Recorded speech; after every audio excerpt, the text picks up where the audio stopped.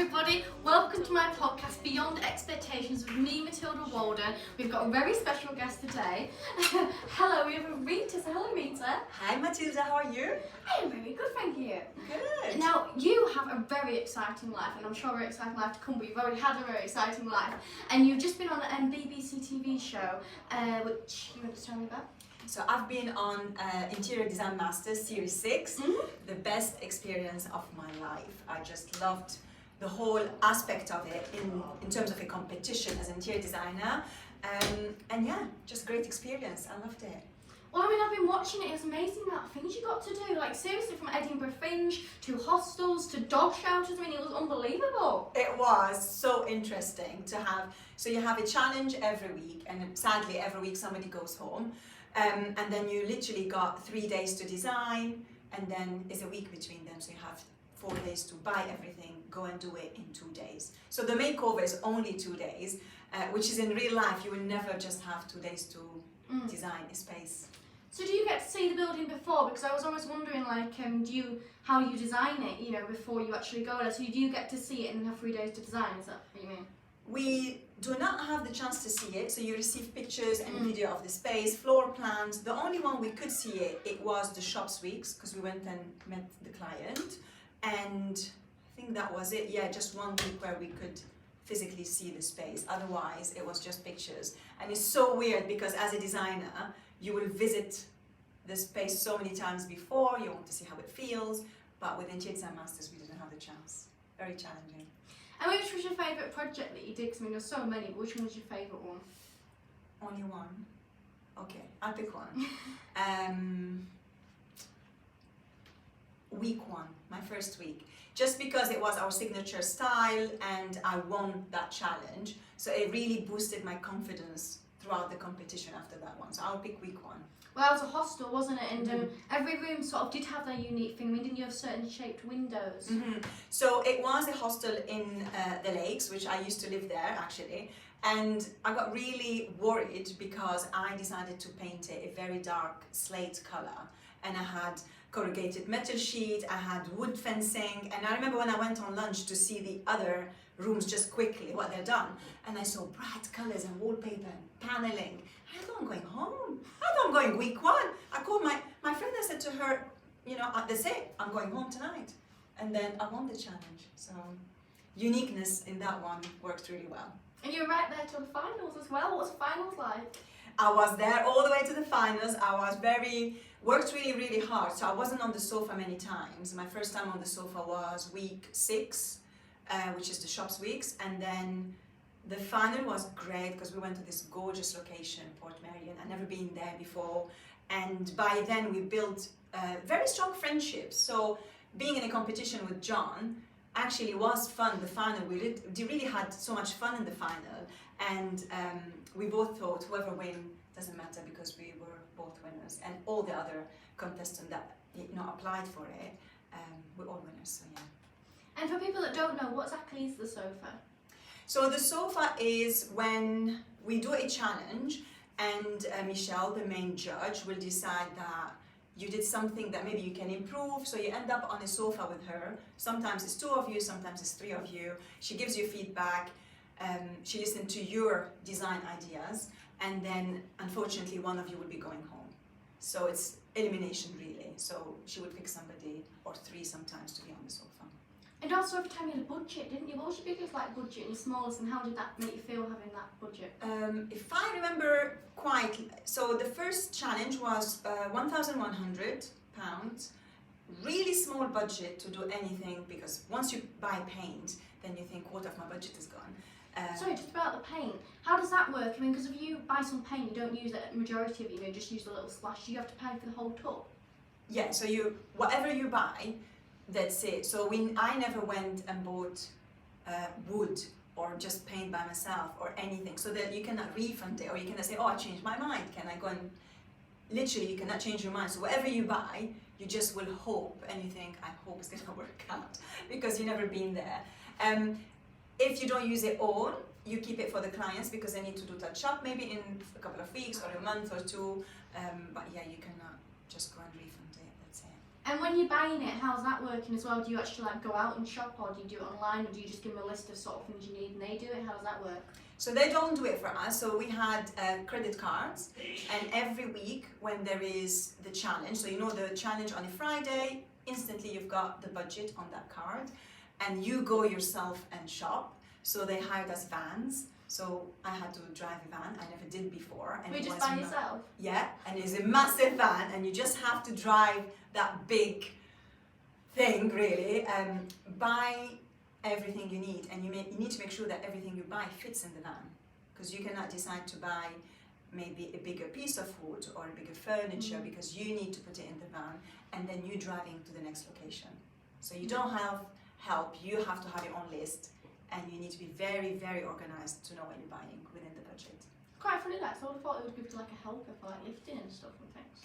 We have helpers on location, so when you get to the location, you have people to help you unload, but in your own house, putting stuff on. I think sometimes I emptied the van 10 times because you need to empty it so many times to fit everything because you're not buying it all at once. So my packing skills really improved now. Indeed. And how did it, so you just literally went, phoned up the places, I mean obviously I know the show did it, went and go to these like hostels and Edinburgh Fringe and stuff and just went and did out their buildings for them, and how did the people that you did it out for feel about it? So yeah, we just go to the buildings. They trusted us, you know, they wanted to be part of the show, so I'm assuming they trusted that, okay, they wanted to have the makeover. I'm sure they loved it because I contacted the Fringe Festival to see if they kept it, and they kept it all. So They just turned around and said, no, I hated it, I got rid of it. The moment you walked away, I got a sledgehammer, I completely smashed it, didn't do that. The minute you left, Rita, that red is gone, we put purple or green or whatever. I can't believe what you're thinking. Yeah. It is challenging because actually the Fringe Festival, that venue was really massive. I remember going downstairs and I looked at the space and I did cry, even though you didn't see that. I did cry and I thought, we're never going to finish in 2 days. There's not a chance. It's pretty shocking that 2 days, because anybody else you'd say like, oh no, we're not done finish in 2 days, but yet because of, you know, you do it for TV, it's like, oh, you got to do it in 2 days, like, oh my god, you know, it's a big thing, isn't it? Yeah, and it is 2 days. You don't get any hour. If you're not on it, that's it, you have a project that is unfinished. So actually, it really improved my management skills because you have all these trades that you need to make sure you're managing them, you're on time. Even if you think I'm having a little breakdown or I'm too stressed, you cannot pass it to them because we have 2 days to finish it. And in the 2 days, say if you just wanted to work through the night, can you do that? Is there a set time you have to start? Set time, we start at the same time every day, we finish in the same time. You cannot say 5 minutes even later. And we had to have a lunch that is 1 hour. Even sometimes we're like, but I ate my food in 20 seconds. Can I go back? And you cannot go back. You have to have an hour to rest, yeah. And what actually got you into designing? I think it's my mum, really, as a kid. Watching my mum, so I lived in 4 countries so far. And I remember every time we moved countries or we moved houses, my mum had this amazing skill to just move furniture in the house. I remember coming back from school, it used to annoy me. Now I appreciate it. I used to remember like, where is my bedroom? She goes, oh yeah, I moved it to the front room. The whole bedroom? She will move the entire space. The only 2 things that remained the same is kitchen and bathroom. She cannot move these. But everywhere, everything else. She changed full plumbing. She just moved it all. And then she used to, it was her skill and I really appreciate it. She used to say, I'm sure you will sleep better in your bedroom now that I moved it around. And that got me into design because I thought, oh wow, yeah, there is a power in furniture.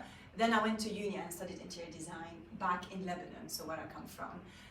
Didn't work in it. And then the show, I'm a fan of the show, so I thought, if I don't try it again, I think it's like 20 years since I graduated. So I haven't done interior design, but I thought, if I don't try it now, I'm never gonna try it. So yeah, and I love it. I love interior design, yeah. And you say about how many countries you've been to. I'm just curious, how many languages can you speak? I speak 3 languages. I speak English, French, and Arabic. You've done very well there. All the languages inside your head. And I mean, it must have been a lot moving around constantly as well. So I moved around due to wars. So we had to escape a war in Baghdad, where I was born at the age of 9, lived in Cyprus for a bit, then moved to my own country where I come from at 11, Lebanon, and sadly we had to leave in 2006, move to the UK due to the other war that happened. So moving countries, actually, I feel very grateful for it, not because I lived a war, but I feel very grateful to escape it, and it allowed me to grow as a person, meet cultures, and I think eventually now as a designer, it allowed me to understand more how can I help people to feel at home in their own space. Because home is not a location, it's how you feel in your space here. Now obviously England's quite big, but as it's beyond radio and we're obviously Lancashire, what actually brought you to Lancashire? Oh, I just love the countryside. So I used to live in London, worked in retail and fashion for years, and then one day I got tired and I was like, I'm moving to the Lake District by myself. Like you all changed your bedroom and you're just like, Yeah. oh, I'm just going to move. That's it. I packed, went to the Lake District. I was there for maybe 5 years. Yeah, 5 years, and then 2.5 years. 2 years ago I moved here. I just love it. I love the countryside. I think people are funny around here. You don't find me weird, so that's really good. I just love it, yeah. I'm more like a countryside girl now than a city girl. And with your designing, what would you describe your designing as, your particularly yourself, with your designing? My style. Yeah. So is rustic, textural, transformative. Because I want to transform how people feel in their homes and in their businesses. Because my dream is to design a hotel, let's say. So yeah. And then, so what is next after this? You know, because obviously you've done the show now, and which obviously is a great achievement. You're doing really well there. But what's next chapter? What is next? I'm working on a couple of projects now. So it's in people's houses and a cottage. Next, I would love to design a hotel in Morecambe. I mean, the hotel might be there, might not be there, but yeah, I would love that because I think there's a lot of potential locally to improve some spaces. And the dream is to do more talks. I did my recent talk in Lancaster about how to feel confident as a woman and how to feel confident as a woman in terms of creativity. So that is cool. And potentially maybe launch a podcast about design. Well, yes, if anybody's listening and have a hotel or something like that and they think, actually, no, I'd love for you to design it, then make sure you give her a call. And thank you so much for letting me interview. Is there anything else you'd like to say? No, thank you so much for having me, and I hope you're proud of yourself because you are incredible. Well, thank you. It's very nice of you to say, especially coming from you. Since obviously, you're just a wonderful woman. I mean, the amount of stuff you've done. And thank you so much for coming on my podcast. It's an absolute joy. Thank you very much. Thank you, Matilda. Thank you, everybody, for listening to Beyond Expectations with me, Matilda Walden, and today with Rita. Thank you all, and we'll see you later. Bye. All laying in front of me. Oh, what a wonderful podcast that was. She was an absolute star. It was great to interview, and it was a wonderful interview, and it went so well together as well. And thank you so much for watching this. Please do check out Rita's social media, and we'll see you all later. Bye. Tell me one good reason why you shouldn't be in my life tonight.